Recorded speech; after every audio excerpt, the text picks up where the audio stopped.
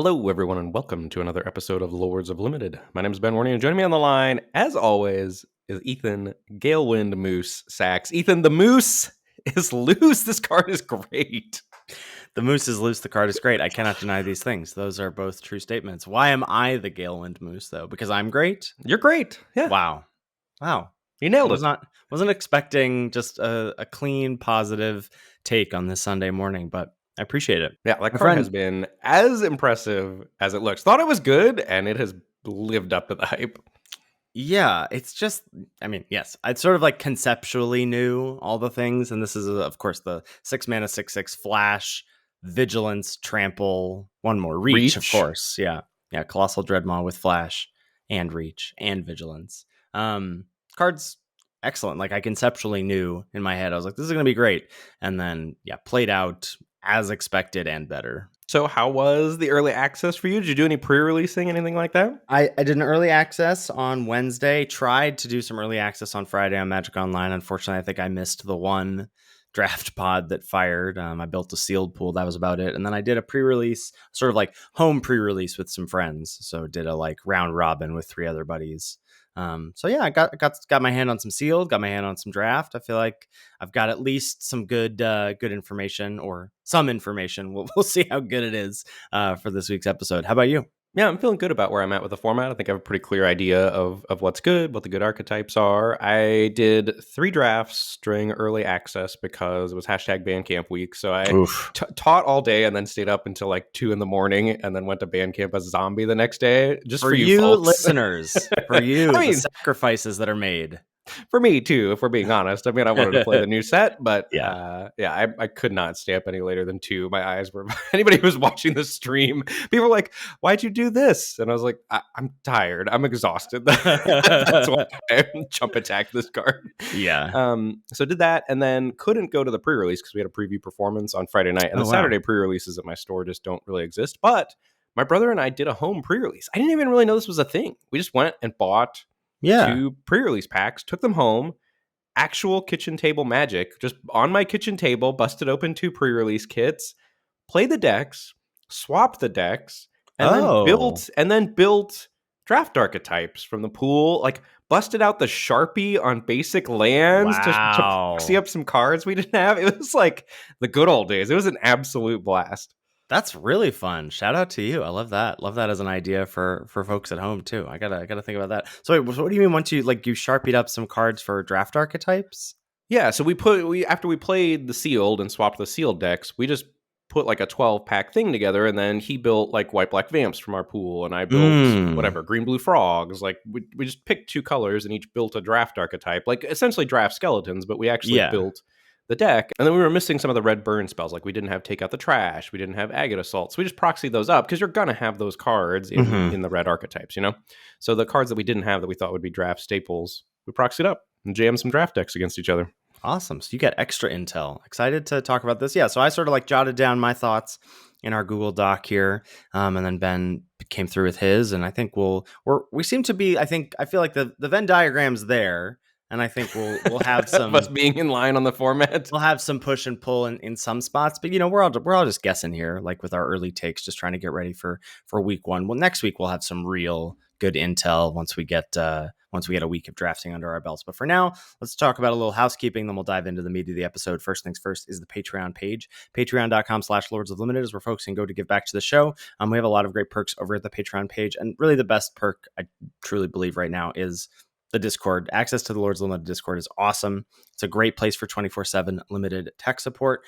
And new set week is the time to be in it. I say it every time it comes around, but like we've got this cool feature where like a channel that has recently been talked in has a fire emoji next to it to let you know that like that channel is active. There's going to be a lot of active channels in the Bloomburrow category starting up on Tuesday when the set drops on both Arena and Magic Online.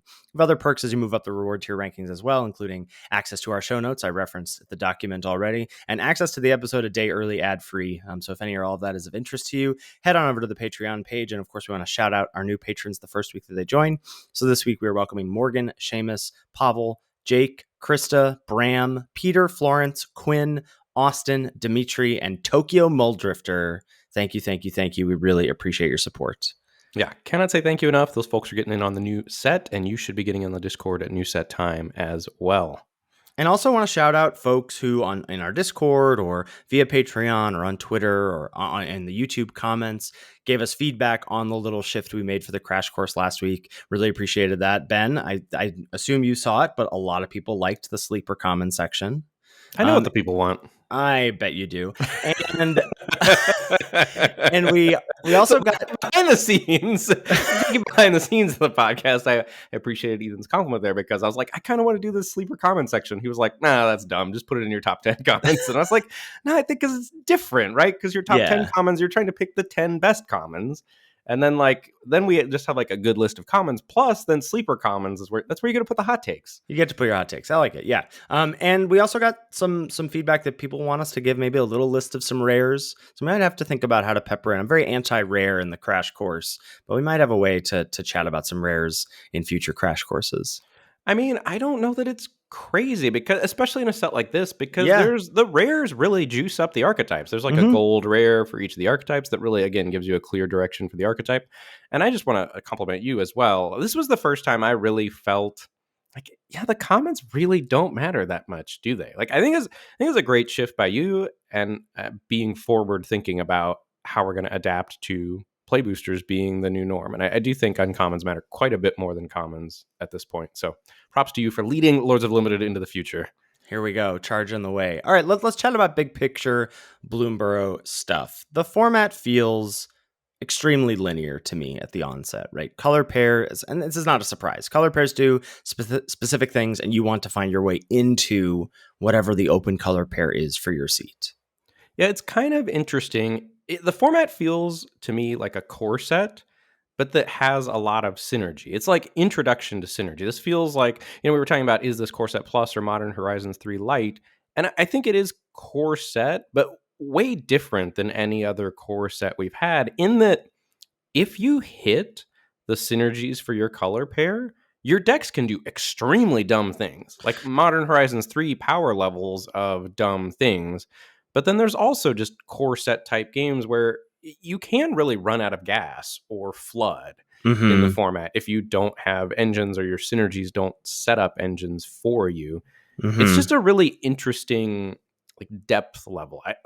Right now, to me, when I do the drafts, even this early in the format, it feels pretty clear to me what the picks are, because you get in your lane and you try to build your synergies up, but your decks can still do really powerful things. Like, the drafting part seems easier than Modern Horizons 3 to me, like more intuitive.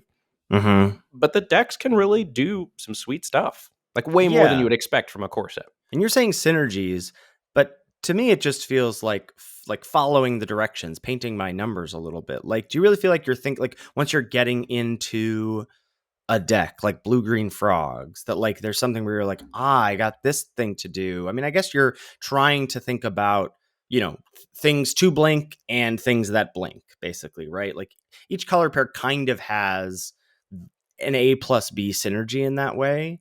Like, is that what you're talking about? Or are you talking about diving a little deeper? No, I think it's laid out for you. And that's where I start to wonder about the staying power of the format a little bit after you're like 50 drafts in or something. I do think it is pretty prescripted what the synergies of your deck are going to be, much more so than Modern Horizons 3. Like, Modern Horizons 3, for whatever it ended up being, had a huge discovery phase the first 2 weeks of the format where you were putting together all kinds of cool stuff.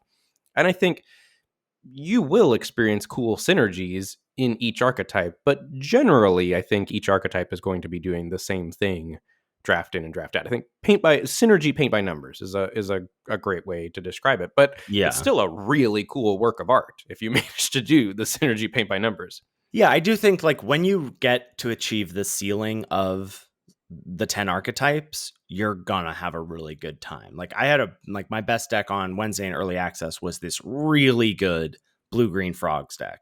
And like, that was really fun to get to just be like, do this thing, flicker this, get 2 counters here. Like, that was a lot of fun. I had some decks that didn't quite get there in their respective archetypes, and those were less fun because you just do struggle against the better versions of those decks. I mean, and the format is intuitive in that if you're sitting down to your first drafts, Mm-hmm. if you start with some good frogs cards, you really should just try to put other frog cards in your deck and you will probably do the thing. I mean, there is more to it than that. Like there are frogs cards that are better than others and more Mm-hmm. synergistic than others. But I think if you're blue green, you want to be looking for the frog creature type. If Yeah. you're red black, you want to be looking for lizards and you want the tricks that care about lizards, you know? Yeah. Oh man, that card is. Yeah, we'll talk about that a little later. But I also think along with that, there are a couple of outliers to identify, and I assume there are more than this that I just haven't hit yet. But something like Waterspout Warden doesn't necessarily adhere to that. That's 2 and a blue for a 3/2 frog soldier at common. When it attacks, if another creature entered the battlefield under your control this turn, Waterspout Warden gains flying until end of turn. Presumably that would go in blue-green frogs, and maybe you flicker something to give it flying.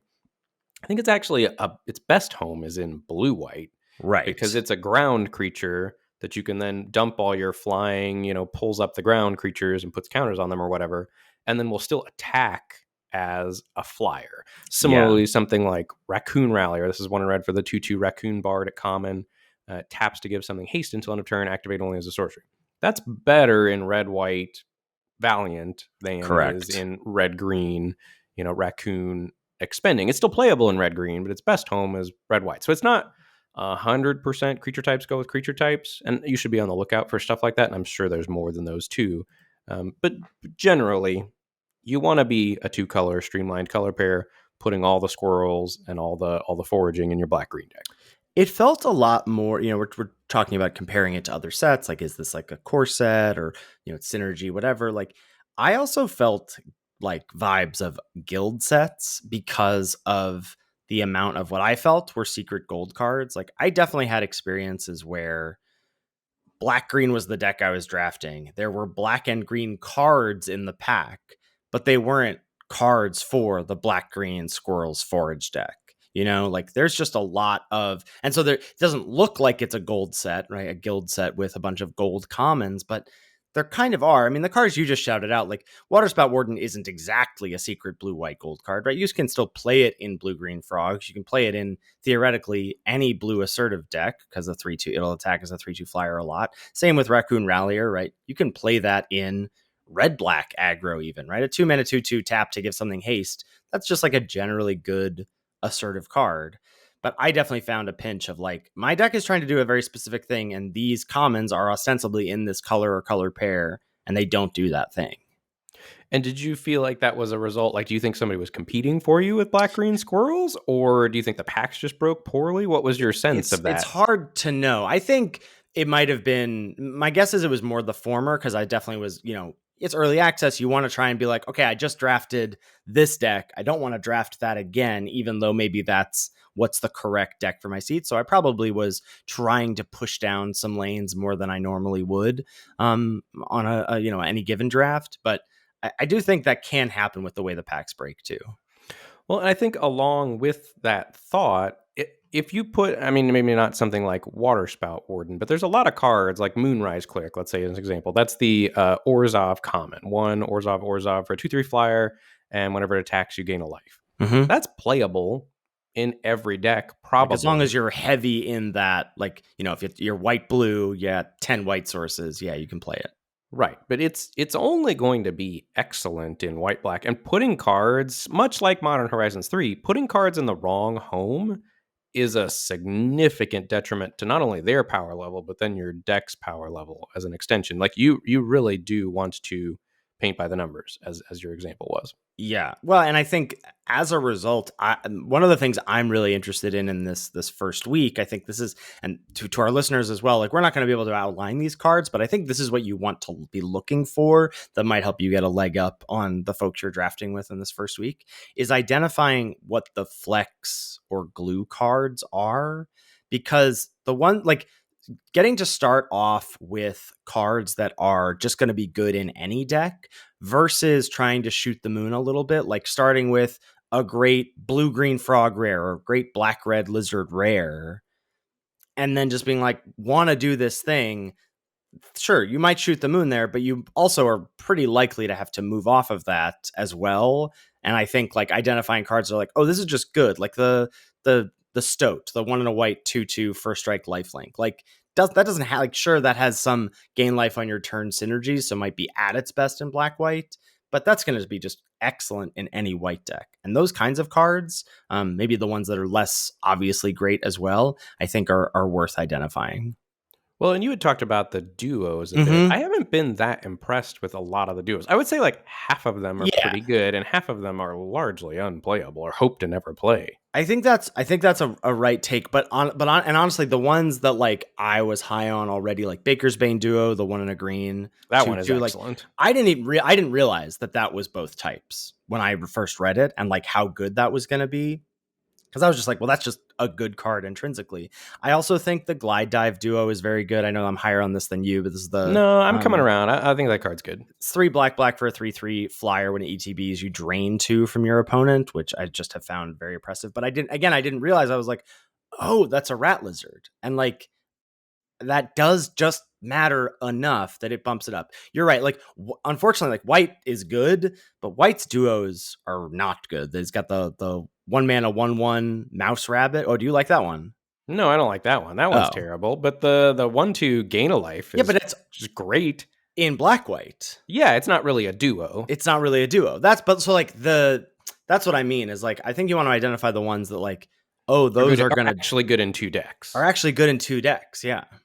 Well, okay. and by proxy can be good in all 4 decks because they might have inherent synergies, right? That's why like the Orzhov card you were talking about, like, yeah, it's probably going to be at its best in black white and maybe not do the thing, but you might actually have like a pocket of the white life gain stuff in your white blue deck, or a pocket of it in your black red deck, And so I think like looking out for that stuff is also important. It's not that it's just going to be, well, then it just does what it does on its own in a non-Orzhov deck. I think it can also do the thing elsewhere.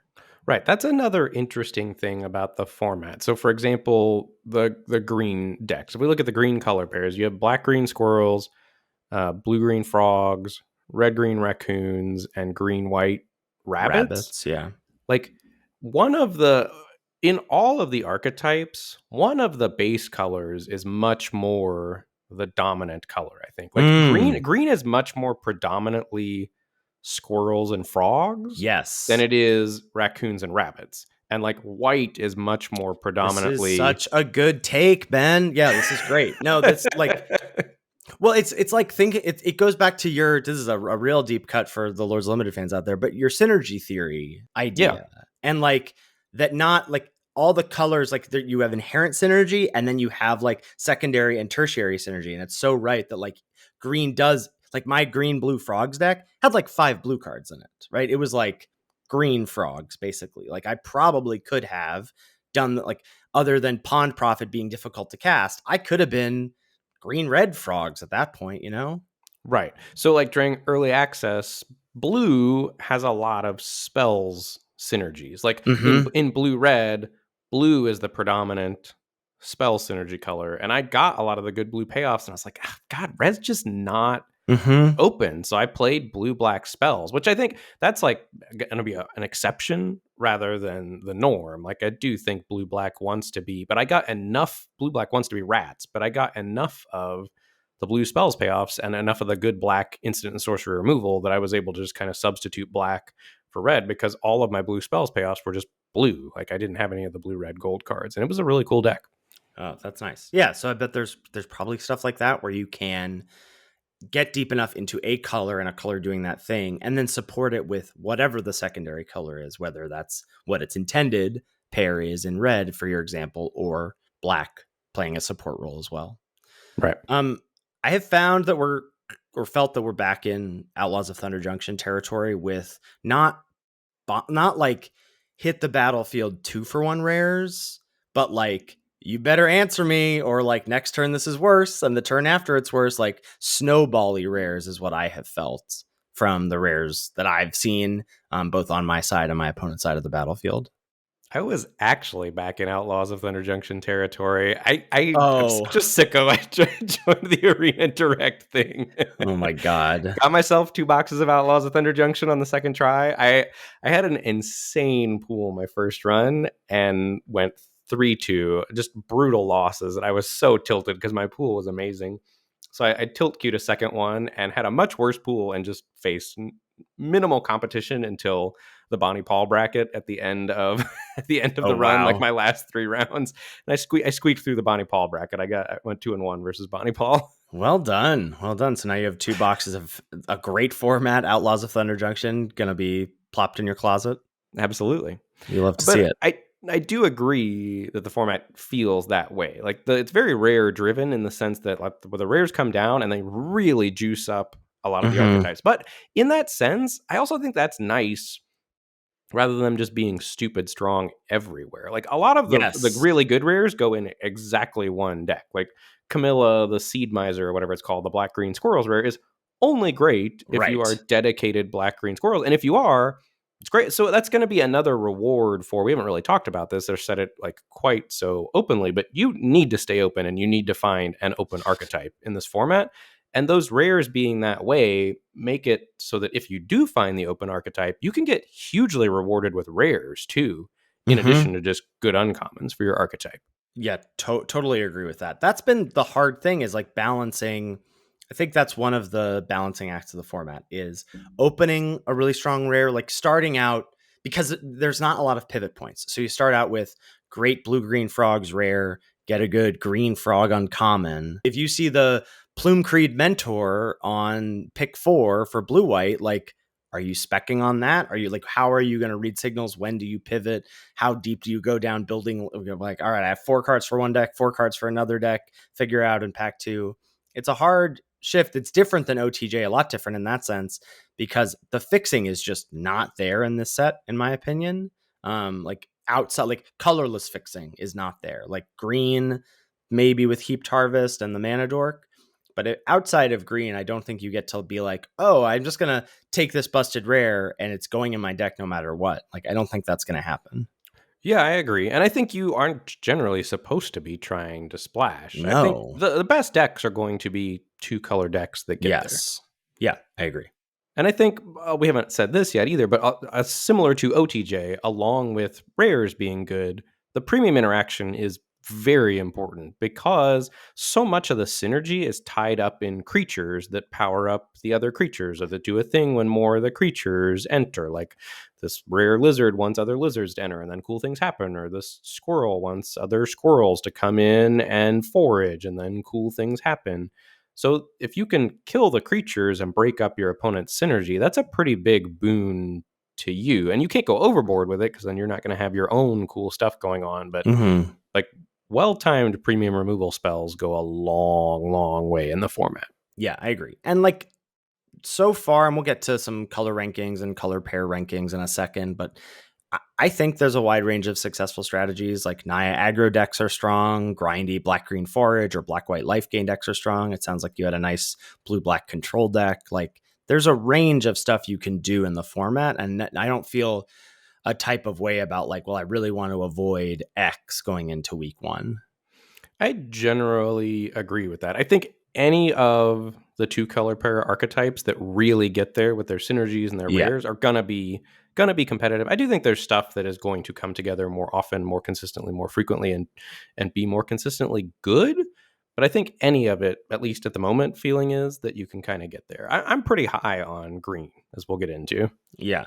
And my current feeling, as I touched on already, is that while some decks are better than others, there's nothing I'm trying to avoid. And so I want to find the open deck. And so that goes back to this idea of like cards that are flexible or just good on their own are my highest priority. My examples here, I already said Brightblade Stoat and Driftgloom Coyote. That's the 3-white 3/4. When it ETBs, you exile a creature an opponent controls until the Coyote leaves the battlefield. If the creature had power 2 or less, you put a +1/+1 counter on Driftgloom Coyote. Like those 2 cards are going to be good in any white deck versus something like Harvest Right Host, 2 and white 3/3 Rabbit Citizen. When it or another rabbit you control enters, target creature you control gets +1/+0 until end of turn. Then you draw a card if it's the second time this ability is resolved this turn.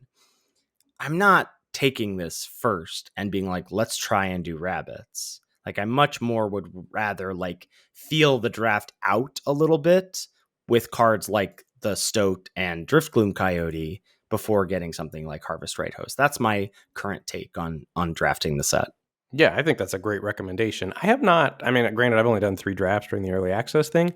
I didn't feel the pinch of, man, I have to hold on to this archetype for dear life, or fingers crossed, I hope this archetype is open. When I looked at the packs, and maybe I just had clean drafts, but I felt like it was easy to identify power level gaps Mm. between cards. Like when you were talking about, do you spec on something? Like, is it way more powerful than everything else I've got right now? Yeah, probably. If it's a similar, if I'm squirrels and it's I have an uncommon or two already in squirrels and it's an uncommon for mice, like probably not specking in that sense. I didn't feel the push pull. I don't think quite as much as it sounds like you did. Yeah, I think I did it. Just something to be aware of that it can happen. Like you just really want to be in tune when you're drafting the set, I think, of like just small tiebreakers of getting deeper into one color versus into a color pair to potentially give you the chance to pivot. And then really knowing when you're like, look, I'm locking in. This is the deck I'm doing. I can't keep waffling, because I do think you can get a little bit of and there's this card though. Maybe I have one more pick to bob and weave a little bit. Right. And I would say it's probably going to be very unlikely that you're like green black and then pick 5, you jump ship and go white red, right? It'll be like you're green and you're feeling out whether you're squirrels or frogs, or you're white and you're feeling out whether you're rabbits or mice. Like whichever the 2 decks like your color is heaviest in among the 4 possible, those are going to be the ones where you have the most flexibility to try and pivot, because a lot of the white cards are going to be great whether you're mice or rabbits, because both of those are at their essence white aggressive decks. Right. I do think it's easy to also get in a weird spot where you're like, first 4 picks are 4 black green squirrels, and then you see Seedglaive Mentor with nothing else in pack 5, and you're like, okay, I guess I'm specking on this red white card. And then like pick 6, the power level's flat. So like obviously you go back to black green a little bit, but I think you can get in some real trouble here with the gold cards in the set. That's my sort of caution to folks out there.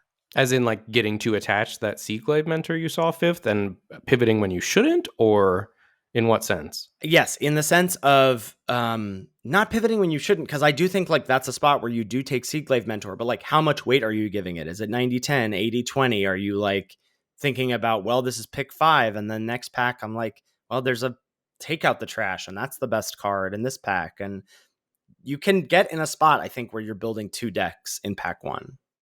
That And seems like a not ideal spot to be in if you can that's what help I'm it. saying. Yeah. Okay, I'm just I'm trying to not clarify. definitely not endorsing this. I'm trying to caution against it. Yeah. Like, but there's also going to be times where like that's where pivoting for red white there is right. Like, how do you know? Like if you start off with great black, like you don't want to draft black green when it's not open. And so even if your first 3 or 4 picks are great in black green and it's not open, like what are you doing? Yeah, I mean, well, I guess we'll see as we get to do more drafts in the format. We'll have better recommendations to give to our Yeah. listeners.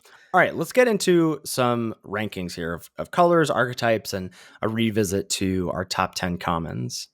Yeah, so if I ranked the colors right now, I think initially last week would have had white in first place. I think after playing with the cards, green has surpassed white for me. I think I would go green 1, white 2, and then red and black in pretty close order after white, and then blue bringing up the rear. Green, the Watsy's just really trying to make up for years of green being terrible and limited. Like 2024 has been good to green in the play booster era. Yeah, this all checks out to me. Like the thing I feel strongly about is that blue is the worst color.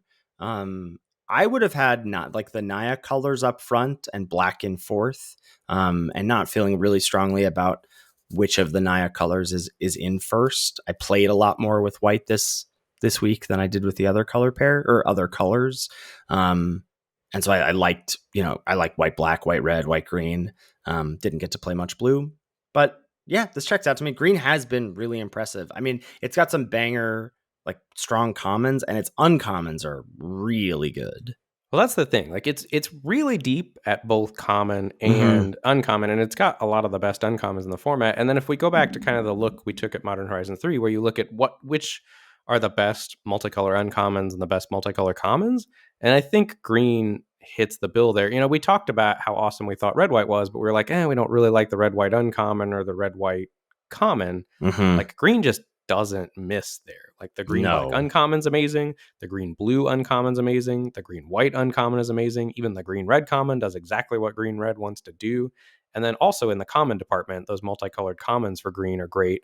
And the thing that green is really good at is, the format's a synergy format, but also like stats do matter. Stats, Like yeah. it's green's kind of got the OTJ thing going on again, where like its cards are just a really good rate for Mm-hmm. what you're getting. So I really liked green. And then I think if we dip into archetype power rankings, like if we have 3 tiers, I would put 3 of the green color pairs in tier 1: green black, blue green, white green, and maybe red green will be there too. I played against some great red green decks in the early access. I think it maybe lacks a bit of staying power or just figuring out how to get that piece. Like I think it can be vulnerable to flood. And so Yeah. figuring out how to mitigate that for red green might be a key to bumping it up into tier 1. And Mm-hmm. then the other archetype that I'd put in tier 1 is black white. I don't have much experience playing with it yet, but it was impressive playing against it. And again, hits the bill of like all those uncommons are just like really good. Yep. Yeah. Black white was very impressive. And then tier 2, I'd put blue black, red white, red green, red black. And again, was very impressed with red black lizards when it came together. Yeah, Was me very too. impressed with blue black rats. And blue black rats is truly aggro. Like it's weird. I wouldn't have thought that, but it really is blue black aggro threshold rats. And you're trying to like hit threshold in a hurry. Interesting. Yeah, I did not play with or against blue black rats, so I'm excited to see what that's like this week. And I think worth noting that red white is not tier 1 for us going into week 1.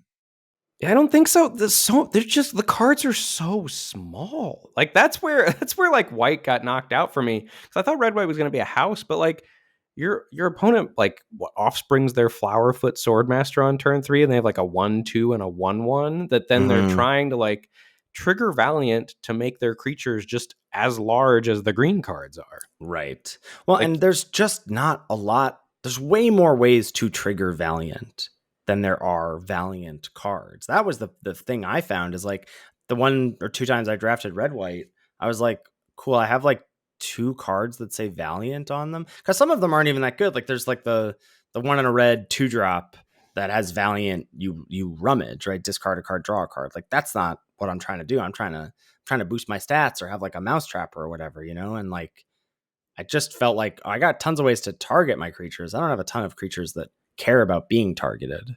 yeah, that's fair. And then tier 3, blue red and blue white bringing up the rear. As much as it pains me for blue red, I just think that deck's really finicky. I agree with that. I haven't seen blue white at all yet either, so I don't know. Can't speak to it. I still really like Plume Creed Mentor. But there's Feels like something to that be should be said good. there too, right? That a bunch of good drafters are drafting early access, and you're not seeing blue white. It's like you saw a lot of Sultai, you saw a lot of green blue, you saw a lot of green black. That's Like true. that's Yeah. there's something to be said there I as mean, well. this again why like blue is just so, as we'll get to when we get check out what kinds of cards we want to be, what kinds of commons we'd be happy first picking. I don't have any blue cards there because I think blue's commons are not good. Like blue Blue's has some commons are atrocious. It has blue, some good uncommons, but the commons are but bad. even its good uncommons are narrow. Like it doesn't get the stoat in white or the coyote in white, right? It doesn't get these sort of just like intrinsically strong, like the bird, my hexproof bird, the flash 2/1 flyer, like that's kind of what it gets in terms of this is an uncommon I'd be happy playing in every blue deck. But Right, when like, green gets Hunter's Talent, which is just right. absolutely absurd. And the moose, and like even something like like the card I was really high on, the squirrel that has offspring and forage to put 2+1 counters on it. Like that's obviously best in squirrels, but like you can't, like you can forage in other green decks as well. Yes, right. Yeah. So it looks like we had I put together a rudimentary list and honestly was struggling to get to 10 10, cards. 10 commons you'd be happy first picking. Yeah. Yeah, because I didn't want to put any blue cards on this list. I took Dire Downdraft off. And so was struggling a little bit. But we have 5 cards that we both really, really like. I think those are definitely worth shouting out here. First is Intrepid Rabbit. That's the 2 and a white 3/2 with Offspring 1. And when it enters the battlefield, you give a creature +1/+1 until end of turn. Card is as expected. We got Nocturnal Hunger next. This is 2 and a black for an instant at common. This destroys target creature at instant speed, and then you either have to gift your opponent a food or lose 2 life. Well, I got another removal spell here, and take out the trash. 1 in a red, deal 3 damage to a creature. If you control a raccoon, you get to bottom a card from your hand and draw a card. Next, we've got Baker's Bane Duo. It's 1 in a green for the 2/2 Squirrel Raccoon. It ETBs to give you a food token, and if you expend 4, it gets +1/+1. That card has been very, very, very impressive. Agreed. And then also Head of the Homestead, the 3 Selesnya. Selesnya 3/2, enters the battlefield, and you make 2 1/1 rabbit creature tokens. Those 5 commons are great. Yeah, and I think green-white is going to be the deck to beat going into the format. I think that's going to be the thing that 17 Land says is the best, because all the cards are so straightforward and powerful. Great rates, great stats. I think if I were trying to get into something, I'd be trying to get into green, specifically green-white, headed into first drafts of the format. My friend, when I did my sealed pre-release, I found sealed tough because, again, there's not a ton of fixing, and you really have this tension of perhaps what's I have a deep roster of literal cards in versus wanting to play your most powerful cards, etc. And my buddy Todd was just my deck's kind of building itself, and he just had a nutso green-white deck, and he was like, I was like, dude, this deck is great, and he was like, yeah, there's got a few cards that if it was it's a good draft deck, but it has a few cards that I wish were other cards. I was like, yeah, but you're playing 5 of your rares. You're not going to get to do that in draft. So this is still better than a draft deck. But I agree with you that green-white seems like it's likely the deck to beat going into week 1. So we're going to get into these other commons? Up to you. What do you want to talk about? I'm going to shout out my other 5 because I'm a greedy All boy. All 5? You're not first picking Pond Prophet or Corpseberry Cultivator, are you? Pond Prophet, maybe, but I'm hoping to not first pick Corpseberry Cultivator. But so Cash Grab is excellent in green-black. I think it is mostly a green-black only card, but it is the card that makes that deck tick. That's the it's one in a green. Inherent synergies. That's the thing that makes it good, right? Is that not only is it at its best in black-green, but you can just have some squirrel stuff in your green-red deck, Yes. Yeah, for sure. And so that's look at the top 4, put a permanent card from among them into your hand, the rest into your graveyard. It also fuels graveyard stuff super well for, you don't necessarily have to be green-black squirrels. Some of the black cards care about graveyard things and thresholds. There's some overlap there. Cash Grab's just a really good card. I like it more than I like stupid whatever from Modern Horizons 3, Malevolent Rumble. Yeah. Cash Grab's where it's at. Malevolent Rumble, move over. Heaped Harvest has also been amazing. This is 2 and a green for the artifact food, and whenever it enters and whenever you sacrifice it, you get to search up a basic land. Card's awesome in squirrels because it gives you a forage trigger. It just helps you hit your land drops. That deck has access to a lot of cards if you pop off, so you really want mana to spend the stuff on. So I think it's just great in green-black, plus also enables splashing and cool stuff for other just base green decks that are pretty spicy. That's the thing about I was comparing this to Gift of Paradise, which is a 2 and a green enchantment, enchants a land. When it enters, you gain 3 life, and the land taps for 2 mana of any color. And there were formats a while ago, right, where you could just grab 3 Gift of Paradise and then take whatever bombs you saw. And I do think that you can get past powerful cards in the set, but as we said, a lot of the rares, you're not just drafting a bunch of A's in any deck. They're A's in a Frogs deck. It's an A in a Rabbit deck, and you're not likely to be wanting to put a bunch of those in the same deck. Yes, correct. Yeah. And I guess the last card I'll shout out of mine is Polywallop. That's the frog removal spell, 3 and a green. As long as this card is going late, Frogs is going to be very difficult to deal with because Polywallop, and this is the kind of thing that green has tons of, that blue doesn't have any of, which is cards that really matter for an archetype at common. Blue has none of those. And Polywallop is a B plus in a Frogs deck and playable in other decks that just might have a random frog. If you can get this down to 3 mana, it's a playable removal spell. All you need is 1 frog for it to be playable. And if you get the full Monty, it is nuts. I agree with that. I do want to I'll shout out Glide Dive Duo again, the 5 mana black flyer that drains 2. I think I'd be happy first picking that. And I'm still a huge carrot cake stan at this point. I don't know if I'm happy I first am not a picking it. carrot cake stan. You don't. I mean, I don't want to first pick it, but you don't think it's a good card? I don't think it's a good card. I think it's too small ball for the format. Too small ball. Could Like be. if it were a green card, yes, sign me up. As a white It's so card, interesting, right? I'm not into it. Yeah, because of forage. That makes sense. All right. I do think Banishing Light is probably a card that should be on both of our lists as well. I probably should have. It was on my list, and it was on your list. I know. Yes, sorry. I'm not meaning to lump you in with my bad card evaluations. Was on your list. It should be on my list as well. Yeah. I think that is probably just a good enough removal spell that you're happy playing that in white decks. Yeah. And that's a card that's similar to what you were talking about. That's a card you can take early and feel good about. It's just putting in any white deck. Exactly. Whereas, like, I also really like Sonar Strike, the 1 and a white deal 4 to attacking, blocking, or tapped creature. If you have a bat, you gain 3. But it's like, am I really first picking that? Is that that's really only black-white, right? You're only putting that in a black-white deck. Because you're not happy with that kind of a removal spell in red-white or green-white. Right. You play it in those decks? Yes, but that's the kind of thing I'm talking about, where like not only it is a worse card itself, but it also then is bringing down your deck because it's not in the right home, and then you've got like homeless pieces in your deck. That's a real like clear like Sonar Strike is at its best in black-white. Secondarily, like probably still good enough in blue-white because you're beating down in the air and then killing something on the crackback. And then you just like don't want to put that in red, white, and green, white. Yeah. But I do think, and again, we keep referencing like 2 of the color pairs, like thinking about that stuff and having categorizations of that in your head going into the draft of like Sonar Strike for white, blue, and white, black. And maybe those 2 are going to want similar white cards compared to white, red, and white, green. Like I do think the format is divided up like that, where each, like if you take a color, let's say red, and you slice it into red, white, red, green, and then red, black, red, blue. But that's not quite right for red. That's another reason. Red's a little disparate in what each of its archetypes want to do. I think that is a bit of a knock against red. Is it? I just think like if you remove blue-red from the equation, it just wants to beat down. It just wants to beat down. That's fair, yeah. Yeah. Let's chat about some individual cards that maybe aren't making this list, cards that we had impressions of going for the crash course that we want to reevaluate. I definitely do. First up, Sinister Monolith. Had a chance to play with this in my first draft. This is 3 and a black artifact. At the beginning of combat on your turn, each opponent loses a life and you gain a life, and you can pay 2, tap, sack it to draw 2 cards as a sorcery. 2 slow in black-white.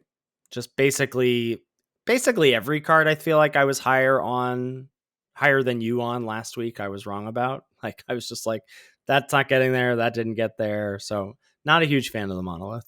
Some of those build around D's though. Stonks are going up, still up, build up, around up. D's. But I'll say I will shout out another card I was really impressed with. Scales of Shale. 2 and a black instant. Costs 1 less to cast for each lizard you control. Target creature gets +2/+0 and gains lifelink and indestructible until end of turn. This card is a beating. I had 4 of them in a red-black deck during early access, and they were just incredible. And like one of the cool things was as I was identifying it, I never had to take it early.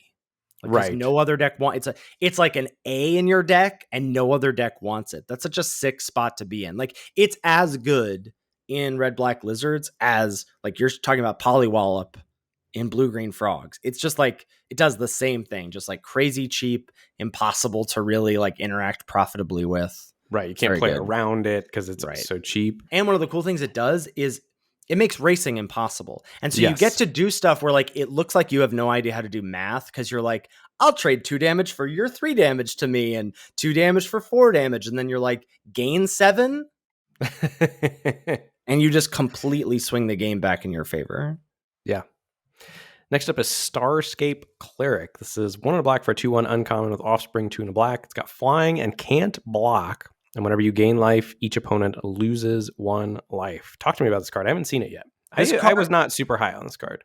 This card, I mean, it's only in black-white in my mind. I mean, maybe in like the most hyper-aggressive black-red decks. But it plays out like Blood Artist in a sacrifice deck in the life gain deck. It's just like, get this like ping, drain, like you know, attacking with your 2/3 flyer that gains you 1. Like every instance of life gain, and especially if you offspring this, it just ends the game really quickly. Because then you're hitting for like 5 a turn the first time you gain life or something. Yeah, it's so much like Yeah, And do you and the think fact that it's evasive. But so just like the fact that it can't block, I was just like, well, so just think about like, well, Blood Artist can't block. And so it's just sitting there doing the thing. right, that makes sense to me. So you think the can't block is not much of a knock against the card because you're not interested in blocking with it anyway. You're right. You don't want to engage this in combat unless it can hit, you know? So how important is this to black white? Like if you put this against some of the other black white uncommon payoffs, like where is it in the payoff power rankings? Is this one of the more important cards for the deck, you think? One of the, well, you're in the deck, so you're going to take it anyway. I think it might also depend on how aggressive, because I do feel like some of what black white can do is, I mean, black white grinds quite a bit. It reminded me a lot of the black white life gain deck in Crimson Vow, right? Where you just like those mirrors were kind of relentless. And that's what this sort of felt is like you get chip damage, gain and drain, that sort of stuff. And just cleric slots in nicely. I don't have like a running list in my head of like all of the payoffs. Like Star Charter is probably better still. The 3 and a white 3/1 flyer in your end step. If you gained life that turn, you get to look at the top 4, reveal a creature with power 3 or less from among them, put it into your hand. Like that's probably better, right? But like I think Starscape Cleric is good. Well, yeah. So here's why I'm asking. For example, like you said, you hadn't played with blue black. I'm going to jump down to one of my cards, Persistent Marshstalker. This is the one in black 3/1 at uncommon. Gets +1 so plus for each other rat you control. And then it's got Threshold. Whenever you attack with one or more rats, you can pay 2 and a black. If you do, return it from your graveyard to the battlefield, tapped and attacking. Like that is, I think, the best blue black uncommon rats payoff to me. Like that's the reason to get into blue black. Is it That like that's there we what go. I'm trying to dial in on? Is it that? I'm trying Is to it that much of a reason? No, I don't think it's a reason to draft the deck. That like I'm not taking that and going, ooh, let me try and get in black white. It especially because in my mind, I don't think any other deck really wants it. Like maybe black red aggro wants it, but that's about it. And so I feel like it's a card you can get late, and then you go, ooh, cool, I can do the thing. Or like I've already C plus type card in the Right. draft, but might perform way better than that in your deck. Yeah, for sure. But if Marshstalker's like a reason, I don't think that's true for the Starscape Cleric. All right, talk to me about Blacksmith's talent. I listened to the LR set review, and LSV was also singing this card's praises. Oh, okay. Yeah. So this is a single red class enchantment. When it ETBs, you create a colorless equipment artifact token named Sword with equipped creature gets +1/+1 and equip for 2. And then level up 2 in a red at the beginning of combat on your turn. Attach target equipment you control to up to 1 target creature you control. And then 3 in a red, level 3.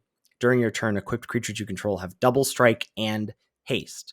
So basically, if you think about the difference between equip 2 is a lot, right, for a short sword. Yeah. But for 1 more mana, you never, once you level this up to level 2, you never have to pay that equip cost because you're just auto equipping at the beginning of combat on your turn. And then and so that is giving you a free Valiant trigger if you have any of that stuff. You're getting a boost to your creature, etc. And then level 3, double strike and haste for free. Like basically it says every creature you cast has double strike and haste. I mean, this card just like really performed well, and it's like very hard to deal with. It makes like everything in your deck that has keyword bad be very good. I was just very impressed by this card. Well, one of the other things he was talking about was that it curves so nicely with itself. Like you play it on 1, you play your 2-drop, Yep. you suit up your 2-drop on 3, and then you level it up on turn 4, and your opponent's facing a 3/3 double strike. Mm-hmm. Like that, it is just a really smooth thing. So, yeah, cool. That card would not have been on my radar at all. I definitely did not think that card was good, and then just saw it on the other side of the battlefield. It's one of those things where like it instantly happened. I was like, oh, this is a huge problem. Oh no, yeah. Yeah. Next up is Steam Path Charger. This is 1 in red for a 2/1 at common with Offspring 2, and whenever the creature dies, it deals 1 damage to target player. Yeah, this card impressed me. The fact that it can trigger your damage matters stuff in Lizards while still trading, right? So trades with their 2-drop, you still get a damage and then get to play whatever. Your 3-drop with the loss of life. Yeah, that's pretty big. And one of the things that's great for, and so I feel like obviously this is at its best in red black, and then secondarily pretty darn good in red green because your 2-drop has the option to trigger expend 4, and like that's huge because you can't load up your deck with 4 drops and 5 drops to trigger expend 4. But having the optionality of, oh, sure, I can play this on turn 2, but I also have a way to like sequence my stuff where that my 2-drop will on its own get my expend 4 bonuses as well. Next up is Clifftop Lookout. This is 2 and a green for a 1/2 uncommon with reach. Whenever it enters, reveal cards from the top of your library until you reveal a land card. Put that card on the battlefield tapped. Rest on the bottom of your library in a random order.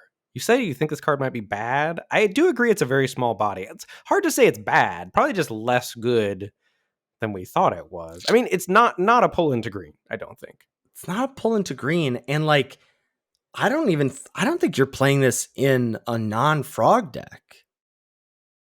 And I don't even think it's that good in frogs. Like, I think this card might just be, I hate to use it, but I think this might be bad. It's impossible for it to be bad. It's at worst a C that is playable in every green deck. A 3-drop that hits you a land. You cannot say this card. No, I refuse. I won't hear it. Okay. Yeah, have you played with this card? I have played with this card, and I agree it's very small. That is. I will give you. It's a very small body. I will give you points there, but the hitting a land drop. There's so many green decks that are so mana hungry. Worse than Heaped Harvest, I think. Which would not have been apparent to me initially. Like, much worse than Heaped Harvest. Yes. I don't know, man. We're going to have to revisit this in a week. I feel like I'm going to get to wear you down until you're going to say, yeah, this card's just bad. Say it's bad? Yeah. Okay. Whatever. Sure. I'll come on now. It's bad. Don't play Frog Scout. All right. Build around D reevaluation, possibly. Stocking the Pantry. Single green enchantment. Whenever you put up 1 or more +1/+1 counters on a creature you control, put a supply counter on Stocking the Pantry. Pay 2, remove a supply counter, draw a card. I played this in my Frogs deck. Now, it was also off the back of, I had there's a green 1-drop rare that whenever you have a creature of the like greens 4 creature types enter, you get a counter on it. So it was just like this free engine. I ended up with like 12 counters on my Stocking the Pantry. I didn't have any mana to be able to actually draw the cards off of it. But it did the thing a little bit. And I heard Sam Black was cooking with this during early access on Wednesday. I watched LSV pop off with it in one of his draft videos with a black-green squirrels deck. I think this card is real. And other things that are worth noting with squirrels and just drawing cards, you can accidentally deck yourself with cash grabs in squirrels. Like, get to the point where you can't play cash grabs and you can't play whatever it is, Wix Patrol or whatever that mills 3 and then kills something. And I think actually that 2/3 changeling that can put a card on the bottom of your library, I think that's a nice one of in those types of decks, just so you don't get to the accidental decking point. And then when you do churn through, if you do accidentally go that hard, then being able to stack your deck is pretty cool. And there's also a lot of rebuy tools to where, like, if you mill that, you'll be able to pick it up out of the graveyard to not deck yourself. But I do think Stocking the Pantry is real. I don't think it's great or a high build pick, around, because right? nobody else is going to want it, right? Yeah, either your deck does the thing and you will play a Stocking the Pantry, but you're not like taking Stocking the Pantry and like, yes, we're doing it. I think that might be worth. Rather than maybe going away from diminishing returns, like giving the card like a niche grade or something, like a way to phrase that. Because like I agree, Stocking the Pantry is such a unique card where it's like, you're going to know, or hopefully you will know when your deck wants it, but you're never taking it highly. Have you played with this little guy, 3-tree mascot, 2 mana, 2/1 shapeshifter, changeling, and you can filter a mana once a turn? I have not. I think that card's really bad. This card's bad. And I think on a broader scale, like I think 2/1 for 2 mana is a tough stat line to get behind in the format because there's a lot of 1/3s and there's 1/1 tokens running around. Like think about the blue common, the 1 and a blue 2/1 frog that loots when it comes into play. Yeah. Like, I really want to like that card. I think 2/1 is such a bad body for that card. It's just pretty small. Yeah. It's really small. So I'm 2/1s are on notice for me a little bit right now. 2/1s for 2 are on notice for me. All right, we got Agate Blade Assassin next. This is 1 or black for the 1/3. Whenever it attacks, defending player loses 1 life and you gain 1 life. You don't like this card. I did not. This basically doesn't have attacks after like turn 2 or 3. And Scales of Shale, baby. That's so mopey. Like, you don't want to be doing that. Like, yeah, I think I just feel like it's bad, especially because, yeah, Scales of Shale, you are playing in lizards. But other than that, like, I guess maybe if you have some equipment, like some ways to like suit this up. I don't know. This is like, I think this is just replacement level. Like this, I going in, I think we had this on our sleeper commons list. It's like Yes. so far down for me. So can you talk to me? Can you reconcile not liking 2/1s? And then it sounds like you like Steam Path Charger for the Lizards deck more than Agate Blade Assassin, and that would not have been intuitive to me. I haven't cast either card yet. Just because it, like, I feel like it trades a lot, but like 2/1 trading for a 2/2 or a 3/2 is a lot easier to get behind. Whereas like this, I feel like it bounces off the 2/2, and then once they have 2/2/2s, you just can't attack with this. Yeah. Okay, that checks out with me. So I was just not a fan of that card. And like, I know I'm talking about how I like don't like 2/1s because of 1/3s, and this is a 1/3, but 1/3s on defense are better than on offense. Right. That's what I was asking you to reconcile. And you did articulate that. I appreciate it. Got there. You passed the test. Yeah. Tree Guard Duo is up next. It's 3 and a green for 3/4 Frog Rabbit. When it enters until end of turn, target creature you control gets Vigilance and gets +X/+X, where X is the number of creatures you control. I also like this card. This might belong in our top 10, honestly. Like, just because of you're just happy with this. Happy? I mean, it was a problem. I played against it several times, and it's like, well, do you want to take 7 or do you want to chump? Like, basically outside of, like, I think green-black is probably the deck where you don't want to play this. But I think in the other 3, I think in green-blue, green-red, and green-white, I think you're happy with this. Yeah, that's fair. I mean, I like the card. It has moved up for me. It is one of the duos I do not mind. We got Fireglass Mentor next. I think we're going to disagree here. This is black-red for an uncommon 2/1. At the beginning of your second main phase, if an opponent lost life this turn, exile the top 2 cards of your library, choose one of them. Till end of turn, you may play that card. Yeah, I really like red-black, right? I've come up on it a lot. I was saying last week that I didn't really think it was that good of a deck.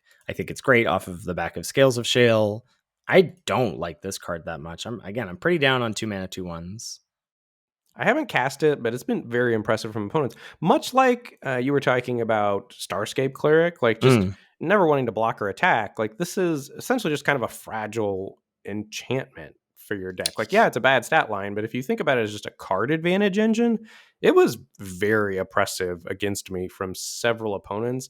Especially, I mean, this is like a bit of Magical Christmas Land, but if you combo it with Gev Scaled Scorch, which is the black-red rare, it's a 3/2 lizard that cards other lizards get bigger when they come in, and whenever you cast a lizard, Gev deals the damage to the opponent. And I think that is the key to lizards, is being able to damage your opponent outside of combat is pretty important for lizards. And if you can do that reliably, Fireglass Mentor is really strong. Here's the issue I had with Mentor is that I wanted to spend my mana pre-combat. Like, in order to trigger this, and even with the example you're giving of Gev, like triggering outside of combat, that means you're casting something in your first main phase. And so then you're not really, like, maybe, yeah, you can hit a land off the Mentor post-combat, but I felt like either you're trying to trigger stuff like that and you're having to invest mana, or you're triggering it through combat. But even through combat, like, you need, even as turn 4 or 5 or whatever, like,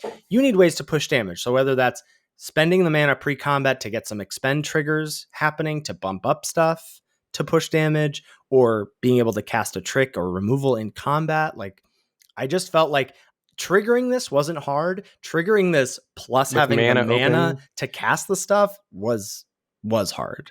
I've seen it also with the red duo, the one that pings, the 1/3, the 2 and a red 1/3 that pings. Like, it was very good with that. So I do think making sure because I agree, I've also seen it like pop off and people not have the mana to spend on it. But I think that is the trick for the card. If you can figure out how to enable it and have mana open, it does really give you a lot of card selection.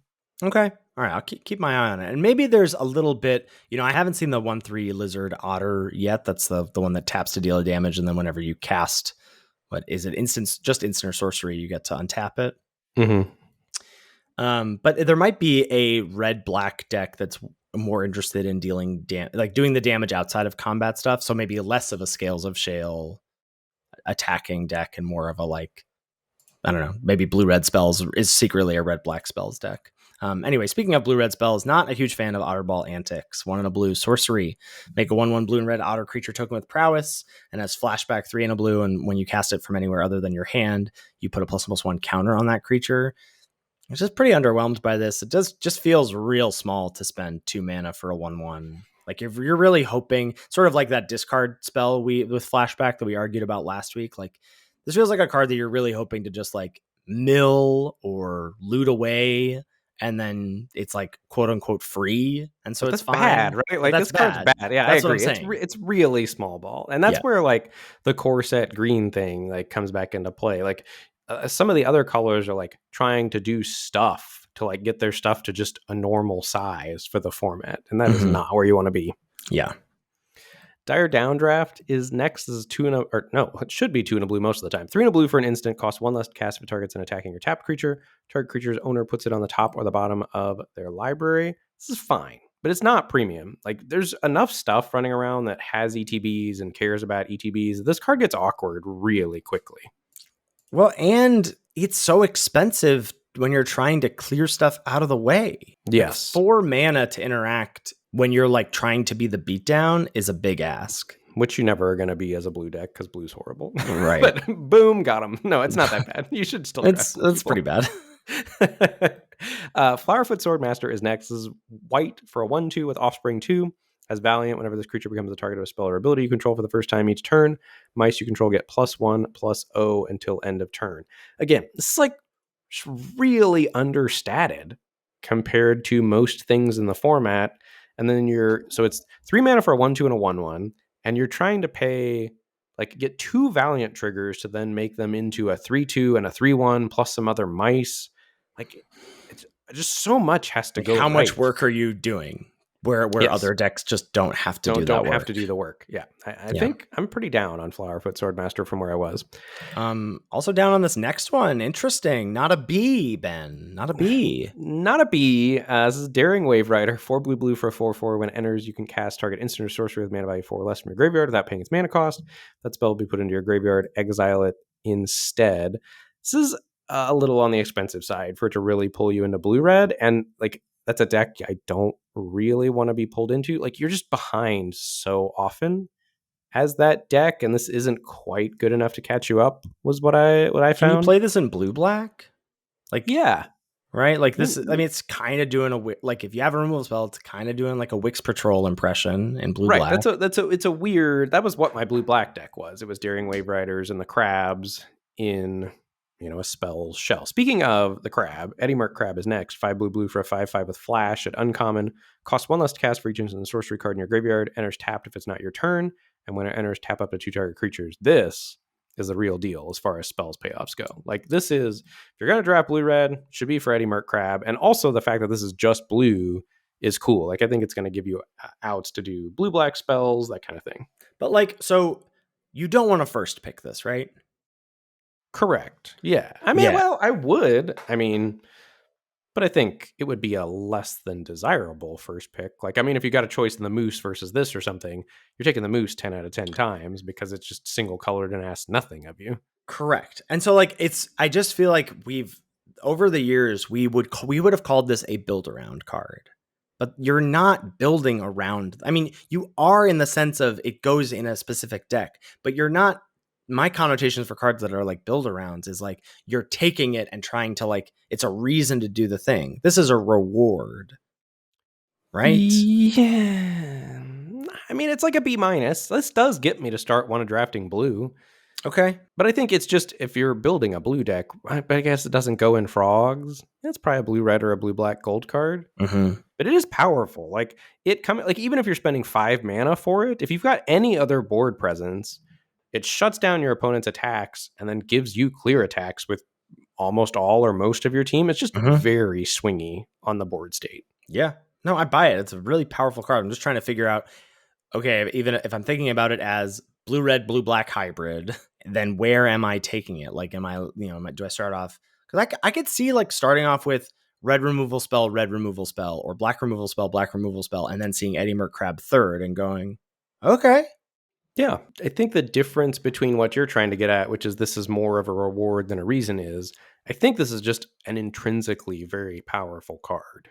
So, like, in that sense, I think it's kind of a reason. An intrinsically powerful card that has black or red in its mana cost. Sure. Yeah. Okay.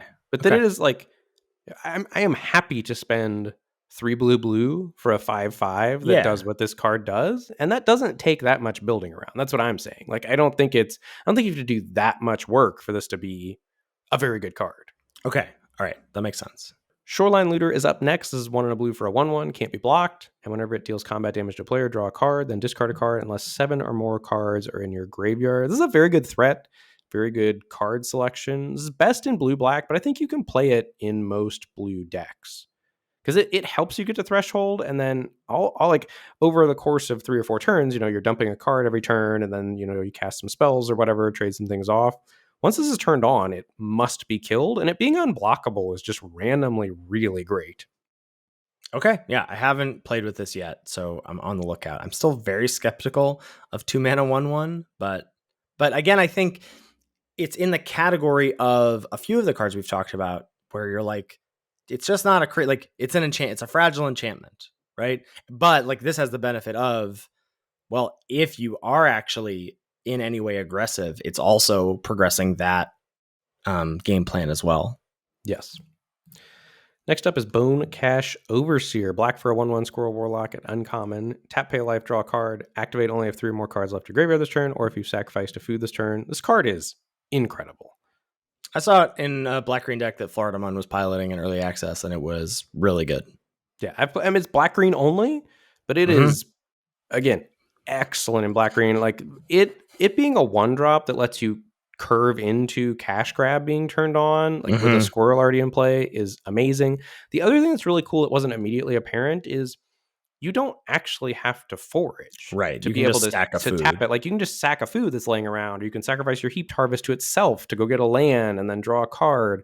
This card was... It turns your food into gain 2 clues.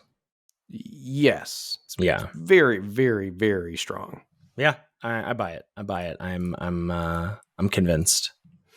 Next up is Stargaze. This is black for X, black and X for an uncommon sorcery. Look at twice X cards from the top of your library, put X cards from among them into your hand, and the rest into your graveyard. You lose X life. I think this might actually be a card.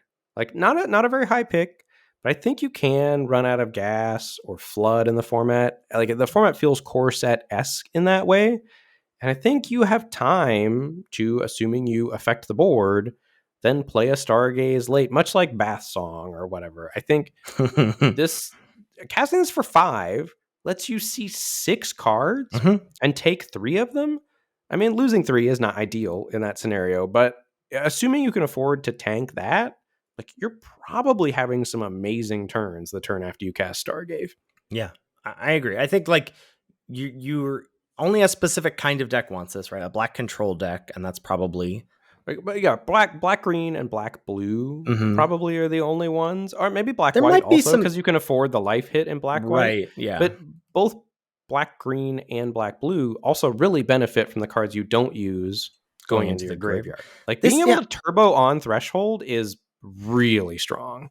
I think this is just good. You're convincing me. Like, the fact that it goes in 3 of the 4 decks, and if there's a flavor of black red that is more like blue black or blue red in disguise, right? It's a black red spells deck more than a black red beatdown deck. Like, this could have like a lot of different homes. Yes, but I think you have to do some deck building and some work around it. It's just not like, you can't just first pick it and be like, great, I have a great card in Stargaze. Like, it's nowhere near as good as Persistent Marshstalker in that sense. But assuming you understand control, deck building, and drafting, Stargaze could be an important piece of those types of decks. All right, I like it. Good shout. Wix Patrol. Just want to go back to some of the cards we disagreed on. For black for a 5/3, ETB's mill 3, and then when you do, target creature and opponent controls gets -X until end of turn, where X is the greatest mana value among cards in your graveyard. This one is amazing. Yeah, you just put in every black deck. It takes no work. It's not like the Daring Wave Rider. Like, I would have said those cards were comparable. The 4/4 outer that casts an instant or sorcery mana value 4 or less. Wix Patrol is way better than Daring Wave Rider. Yeah, I buy it. And the black decks have a lot of ways to recur stuff too. So you benefit from the mill, and then when this dies, you can rebuy it. It's really good. Mm-hmm. Hunter's Talent, like which green just has so many banger uncommons. The Moose, Hunter's Talent, 1 and a green, ETBs, target creature you control deals damage equal to its power to target creature you don't control. You can level it up. Level 2 is your creature gets +1/+1 trample. It's also super stupid in tandem with the 6/6 Menace Death Touch from Black. Oh Like in the God. green black squirrels decks, like you have a 7/6 Menace Death Touch trample. Yeah. I ended some games in a hurry that way during early access. And then level 3 is just juice, but like all just gravy on an already efficient removal spell. Right. That It's then Rabid like, Bite with extreme upside. yeah, so good. You can find it off of Cash Grab. It's Ha! so strong. That's cool. Next is Lily Splash Mentor, 2 green blue for a 4/4 frog druid with reach, and you can pay 1 green blue to exile another creature you control and return to the battlefield with a +1/+1 counter on it. Activate only as a sorcery. This is such like a feels like a signpost uncommon from like 6 years ago. You know, it's like Shark to Crab, just like big stats, like clearly does the thing. But this one's good. It's good. I mean, this is the reason Frogs is great, right? Because games can stall out, and this helps you stall out the game. And then once the game's stalled, like this just wins any board stall quite easily, and Frogs are very good at stalling out the board. Yeah. So yeah, really like Lily Splash Mentor, and I think it's a huge part of the reason that blue-green Frogs get there. Want to touch base on the villages. I mean, we kind of had this position already of them not being great. They just don't matter. I don't think any of them matter. I've played with the red one a fair amount. I think the red one's really good. Like Really good? really good. I'm doing quotes. It's the best one. It's the one that I've found matters the most. You're not taking it highly. Yeah, and the black one I think could be impressive, but they're like the not being able to cast for the color of mana for non-creature spells Correct. is a super real cost. Yeah, like you can't. Yeah, I played it in a like near mono red deck, basically. But you just get them late. Like you don't have to take them early. But Right. it's nice. Like it is nice to have haste and potentially the Valiant stuff didn't come up that much, but just like 2 extra mana to haste out stuff was good. Yeah, I guess I would say like irrelevant in the sense that you don't care about whether or not you end up with them during the draft. Like you're only taking them in spots where it's free to take them. And then you're not even always including them in your deck. Correct. Yep. Starforged Sword next up. This is 4 mana for the artifact equipment and uncommon. You can gift your opponent a tapped fish. If you do, this gets auto-equipped. Otherwise, you have to pay the equip cost, which is equip 3, and the equipped creature gets +3/+3 and loses flying. This makes your things huge, and stats do matter, I think, in this format. There's a lot of creatures that have vigilance, and there's unblockable creatures running around as well, like Starforged Sword on your stupid unblockable crab thing. That's and cool. There's the 1/4 in blue-black that becomes unblockable after you hit threshold. Starforged Sword, I think, is a real card in the format. Okay. Again, you don't ever have to like take it highly, right? I think it might be good. Interesting. I think it might be worth picking. That's what I'm saying. Okay. I think you want those other cards first, but once you have those cards, I think you're pretty interested in a Starforged Sword. Okay. Yeah, just like looking for ways to make +3/+3 like really good. So whatever, vigilance, evasion, etc. Yeah. Trample. Yeah. And lastly, Patchwork Banner. This is 3 mana for an uncommon artifact. When it ETBs, choose a creature type. Creatures you control the chosen type get +1/+1 and taps to add mana of any color. I actually kind of hate that this is in the format because like you're only playing this in a 2-color deck that got there, and those decks are already good. It's kind of like adding insult to injury. Like, yeah, cool. Your deck's awesome. You got to play Patchwork Banner to make your deck more awesome. Is this a card worth first picking? Because like all you're trying to do is find the open deck. And it's like in a pack where like whatever, rare your rare's not that great. Like you just take this as like because it is colorless in the sense of like you're not splashing anything, but it's gonna go in whichever good 2-color deck you end up in. Maybe you're kind of selling me on it. I don't know. I am pretty salty about this card. I was like, several people in early access just ran up the score with the Patchwork Banner on me. Yeah. It's definitely better in like rabbits, like when you're going wide a bit more. Best in the white decks, I think. Yeah. But certainly a very strong card. Yeah. Makes sense. All right, so looking to be green going into week 1.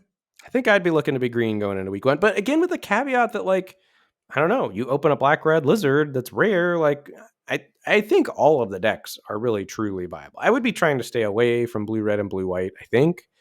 I feel like reasonably confident that's true, but not to say that I wouldn't draft them. Like, basically, you just want to be wherever's open. I do think green's the best. I think the green X decks are going to be really strong. Green potentially 4 for 4 on play booster sets.